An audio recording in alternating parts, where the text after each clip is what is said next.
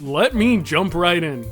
If any of you have watched and finished Season 1 of Mushoku Tensei, aka Jobless Reincarnation, you know exactly where I'm going with this. If you haven't, this video will absolutely have spoilers for around the end of the season. Now that the spoiler warning is out of the way, let's start with what is the Worf Effect? That's a very good question. The Worf Effect is a writing trope used to establish the strength of a character. How does it do that? Well, it takes a pre-existing character whose strength has already been established and then puts them up against someone who beats them or wins, establishing that the new character is someone stronger. A good example for this, let's take One Punch Man as an example. Imagine One Punch Man introduced a character who one-punched Saitama.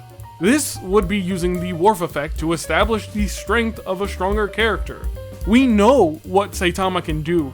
We know that so far he beats pretty much everyone with one punch. So introducing a character who one punches Saitama shows that in comparison to every other character in the One Punch Man world, this is not a character to be taken lightly.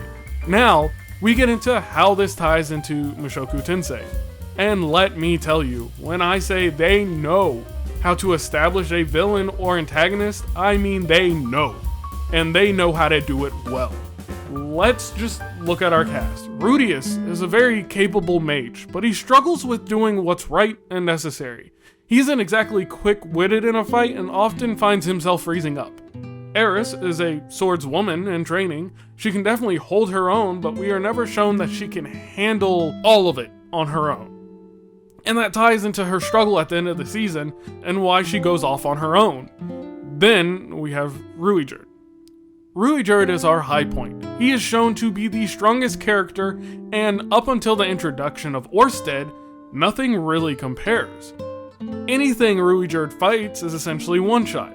He takes on large group of foes on his own and doesn't break a sweat, up until episode 21, titled Turning Point 2. He is the strongest being we are physically shown. We are told of these gods and their strength but never shown. We have no feasible comparison until we meet the dragon god Orsted. This is where the Worf Effect goes into full effect, as there is a ranking system in Mushoku Tensei. Orsted is the second strongest being, only under the technique god Laplace.